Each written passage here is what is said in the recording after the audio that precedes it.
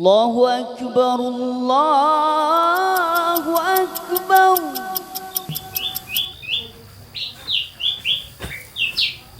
Bang, bangun bang. Yuk nak, bangunnya. Udah pagi yuk. Ya.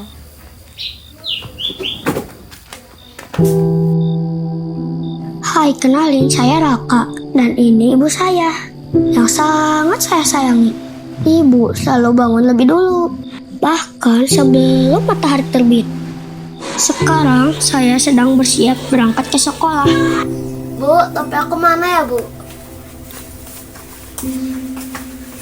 Tiap pagi, ibu juga selalu memastikan perlengkapan sekolah saya lengkap. Balik semua itu, ibu cuma mau saya berangkat dengan tenang. Ibu juga selalu pastiin bajunya rapi sebelum berangkat kerja. Katanya itu cara ibu nunjukin kalau dia bangga sama pekerjaannya. Meski pekerjaan ibu akan bergulat dengan panas, debu, dan riuh kendaraan yang berlalu lalang. Bisa berangkat bersama ibu setiap pagi adalah hal sederhana yang selalu saya syukuri. Karena di momen singkat itu, saya bisa lihat senyum ibu dari dekat. Namun, melihat senyum ibu seolah bilang semuanya baik-baik saja. Padahal, saya tahu di balik senyum itu, ibu sering lelah, sering khawatir, tapi tetap berangkat demi saya.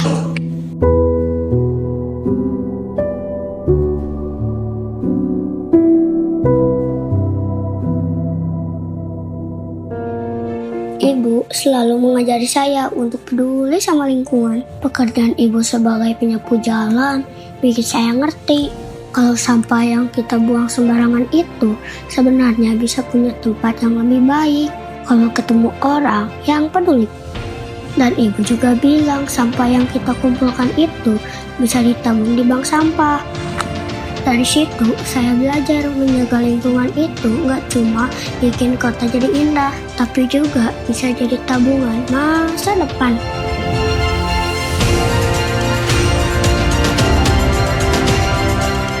Ibu juga bilang, sampah sayur atau sisa makanan yang namanya sampah organik ternyata bisa dimanfaatkan untuk makanan maggot. Maggot itu kayak ulat kecil-kecil yang suka makan sisa makanan. Mereka bukan ulat yang jahat, malah membantu supaya sampahnya cepat habis dan gak bau. Di kota Bandung, kita punya namanya Rumah Maggot. Rumah Maggot ini jadi tempat khusus buat ngumpulin sampah organik dari rumah-rumah warga. Jadi sampah yang tadinya gak kepakai bisa jadi makanan maggot. Dan akhirnya maggotnya bisa jadi pupuk dan makanan buat ikan, ayam, dan bebek. Tak hanya maggot, sampah makanan juga bisa diolah melalui berbagai macam metode seperti loseda, biopori, bata terawang, bahkan cangkang telur pun bisa menjadi pupuk yang sangat bagus buat tanaman. Di kota Bandung juga ada tempat khusus buat ngolah sampah, namanya Tempat Pengolahan Sampah Terpadu atau TPST. Tempat ini ada di beberapa wilayah. Sampah daun dari hasil sapuan jalan sama sampah plastik dikumpulin di sini, terus diolah jadi RDF. RDF itu bisa dipakai jadi energi ganti batu bara, jadi lebih ramah buat bumi. Kota Bandung juga punya mesin yang namanya insinerator. Kalau kata ibu, insinerator itu kayak kompor raksasa yang bisa bakar sampah sampai habis. Tapi asapnya dijaga supaya nggak bikin udara kotor. Jadi sampahnya nggak numpuk dan kotanya jadi lebih bersih. Kata ibu, tempat-tempat besar kayak hotel, mall, rumah sakit, restoran, bahkan kampus juga dibantu sama DLH Kota Bandung supaya mereka bisa ngatur sampahnya dengan baik. Jadi nggak cuma rumah-rumah aja yang dijagain kebersihannya, tapi tempat-tempat besar itu juga diajarin cara buang dan olah sampah biar nggak nyampur dan bikin kota kotor. Ibu juga bilang kalau sekarang kita bisa menyimpan sampah yang berbahaya kayak bekas elektronik, obat yang sudah kadaluarsa, kemasan bekas kosmetik, sampai kaleng semprot di tempat khusus namanya Dropbox limbah B3. Katanya ibu, Dropbox ini udah ada di banyak tempat, bukitnya 50 titik di kota Bandung. Jadi sampah-sampah berbahaya itu nggak nyampur sama sampah biasa dan lebih aman buat lingkungan.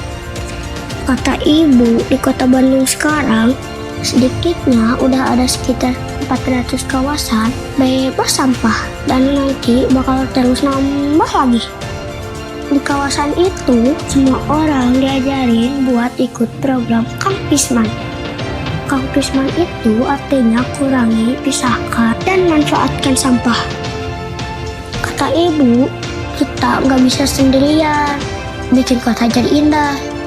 Jadi aku mau ngajak kalian semua, teman-temanku, yuk kita sama-sama jaga lingkungan. Mulai dari hal kecil aja dulu. Jangan buang sampah sembarangan. Pilah sampah di rumah. Atau ikut bantu bersihin halaman sekolah. Kalau kita bareng-bareng, kota kita bisa jadi lebih bersih dan asik bermain.